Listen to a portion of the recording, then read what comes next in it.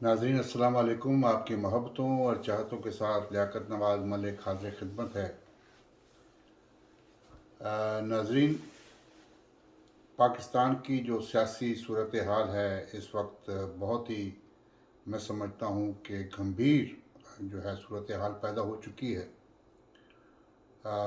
عمران خان صاحب کی پارٹی تحریک انصاف جس طریقے سے ٹوٹ پھوٹ کا شکار ہے، بعض لوگ تو یہ کہتے ہیں کہ جو لوگ اسٹیبلشمنٹ نے عمران خان صاحب کے ساتھ شامل کیے تھے ان کے اقتدار کے لیے، وہ لوگ واپس اسٹیبلشمنٹ کی ایما پر وہ واپس جانا شروع ہو گئے ہیں اور انہوں نے تحریک انصاف کو چھوڑنا شروع کر دیا۔ لیکن اگر دیکھا جائے تو ایک ایسی صورتحال میں تحریک انصاف آ گئی، اس کا سارا ملبہ اگر ہم عمران خان صاحب پہ ڈالیں تو یہ میں سمجھتا ہوں کہ یہ زیادتی ہوگی۔ اس میں اسٹیبلشمنٹ کا بھی بہت کردار ہے کہ عمران خان کا جو رویہ جو دوسری سیاسی جماعتوں کے ساتھ رہا، اس میں زیادہ تر حصہ جو ہے وہ اسٹیبلشمنٹ کا رہا ہے۔ عمران خان صاحب ہمیشہ یہ فرماتے رہے ہیں کہ میاں نواز شریف صاحب کے خلاف یا شہباز شریف صاحب کے خلاف یا آصف علی زرداری صاحب کے خلاف جو بھی کرپشن کے الزامات ہیں، ان کی ساری جو بریفنگ جو دی گئی وہ اسٹیبلشمنٹ کی طرف سے دی گئی۔ یہ کہتے تھے کہ فلاں نے یہ کیا، فلاں نے وہ کیا، تو گویا ثابت ہوا کہ جو تیاری عمران خان صاحب کی جو انتہا پسندی کی طرف جو تیاری کرائی گئی، جس طرح عمران خان صاحب جب سے برسر اقتدار آئے اس وقت سے انہوں نے جو ہے چور ڈاکو ہر سیاستدان کے متعلق جو ہے بڑا ایک ایسا رویہ اختیار رکھا کہ میں سمجھتا ہوں کہ یہ کسی سیاستدان کو زیب نہیں دیتا۔ لیکن آپ وہ دن یاد کیجئے جب پہلی دفعہ عمران خان صاحب جو ہے وہ پرائم منسٹر بنے اور وہ قومی اسمبلی میں ایز اے پرائم منسٹر پہلے دن جب وہ آئے ہیں تو کس طریقے سے انہوں نے آصف علی زرداری صاحب کے ساتھ بھی ہاتھ ملایا، شہباز شریف صاحب کے ساتھ بھی ہاتھ ملایا، اور بڑے مسکرا کر اور بڑی خندہ پیشانی سے۔ لیکن میں سمجھتا ہوں کہ پھر اس کے بعد ان کا رویہ جو تبدیل ہوا، اس کے پیچھے آرمی اسٹیبلشمنٹ کا ہاتھ بھی تھا، کیونکہ انہوں نے عمران خان صاحب کو تیار کیا تھا میاں نواز شریف صاحب سے اور پاکستان پیپلز پارٹی سے جو ان کا میثاق جمہوریت ہو گیا تھا، اس پہ انہوں نے کہا کہ ایک نئی سیاسی پارٹی جو ہے وہ تشکیل دی جائے تاکہ ان دونوں پارٹیوں سے ہمیشہ کے لیے جان چھوٹ جائے۔ لیکن یہ غلط طریقہ ہے۔ کیا میاں نواز شریف کو نااہل کرنے سے میاں نواز شریف جو ہیں ان کی پاپولرٹی ختم ہو گئی ہے؟ یہ جو مسلم لیگ کا ووٹ بینک ہے، یہ شہباز شریف کا ووٹ بینک نہیں ہے۔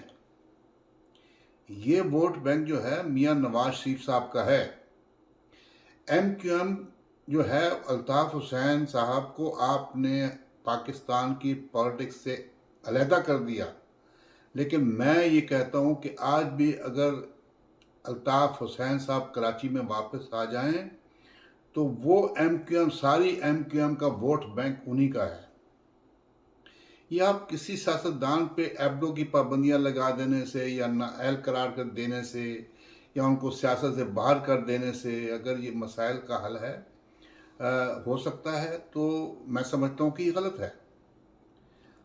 آپ عمران خان صاحب سے جان چھڑانا چاہتے ہیں، ان کو نااہل نہ کیجئے، ان کی پارٹی کو بین نہ کیجئے۔ میں کل دیکھ رہا تھا خواجہ آصف صاحب یہ کہہ رہے تھے کہ ہم پابندی لگانے کی سوچ رہے ہیں، تو پابندی مت لگائیے۔ یہ کوشش کیجئے کہ عمران خان صاحب ایک قومی دھارے میں آئیں اور جو طریقہ کار انہوں نے اپنایا، ایسے انتہا پسند جو ان کی پارٹی میں آ گئے، جنہوں نے जिना हाउस को जलाया, घेराव जलाओ किया जिस दिन GHQ में। कभी भी ऐसा नहीं हुआ कि आप पाकिस्तान पीपल्स पार्टी की तारीख देख लें कि जिनके लीडर को फांसी दी गई, जो वर्कर्स थे उन्होंने कोड़े खाए, उनको फांसी की सज़ाएं हुई, उनको कोड़े मारे गए, लेकिन उन्होंने इस किस्म के काम नहीं किए। अदारे भी ये करें कि अदारे जो हैं वो हर चीज़ में टांग मत अड़ाएं। आप ये देखें कि ये हालात कैसे पैदा हुए। इतने हालात जो हैं हमने पाकिस्तान में कभी नहीं देखे। मैं ये सारा कसूर जो है, ये जो पंजाब के जो असम्बलियाँ टूटी और उसके बाद जो अदलिया का जो रवैया रहा, ये सारा अदलिया उस वक्त ही, क्योंकि जो असम्बलियाँ टूटी वो गलत टूटी थी। इमरान खान साहब ना MNA थे उस वक़्त, ना सूबाई असम्बली के मेंबर थे। उन्होंने अपनी ज़िद में आकर ये कहा कि असम्बलियाँ तोड़नी है। असम्बलियाँ टूट गई, लेकिन वो गलत टूटी थी, कोई लॉ एंड आर्डर का कोई मसला नहीं था। तो अगर अदलिया उस वक़्त उन असम्बलियों को बहाल कर देती, खैबर पख्तूनख्वा की और पंजाब की, तो ये हालात मैं समझता हूँ कि पैदा ना होते। तो ये हर अदारा जो है एक दूसरे के मसाइल में टांग अड़ाने पर तुला हुआ है, चाहे वो आर्मी इस्टेब्लिशमेंट है, चाहे वो अदलिया है। आप ये देखें कि पाकिस्तान में जो पार्लियामेंट है वो आइन की माँ है। पार्लियामेंट ने आइन बनाया। पार्लियामेंट कोई कानून पास करती है, कोई आइन में तरमीम करती है, तो अदलिया उसके सामने खड़ी हो जाती है। पार्लियामेंट जो है वो सुप्रीम है, उसको सुप्रीम मानिए। अदलिया का अपना एक जो है वो अदारा है, उसमें आप इंसाफ कीजिए। आपने इंसाफ के साथ इतने खिलवाड़ किए, मौलवी तमीज़ुद्दीन के केस से लेके आज तक। आप ये कहते हैं कि हम जो है अल्लाह ताला हमें देख रहा है, हम इंसाफ करते हैं। आपने कौन सा इंसाफ किया? आपने मफाद परस्ती के साथ आपने हर काम किया। आपने आर्मी इस्टेब्लिशमेंट के साथ मिलकर आपने पाकिस्तान की तकदीर से खेला। खुदा के लिए हर अदारा अपने डोमेन में रहे। आप किसी को सजेशन दे सकते हैं, सलाह दे सकते हैं, लेकिन आप किसी पे इम्प्लीमेंट नहीं कर सकते सिवाय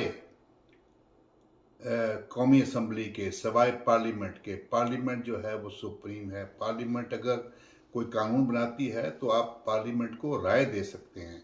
अगर पार्लियामेंट कोई कानून बनाती है और पार्लियामेंट आपसे तशरीह मांगती है तो आप तशरीह कर सकते हैं, वो भी पार्लियामेंट आपसे मांगे।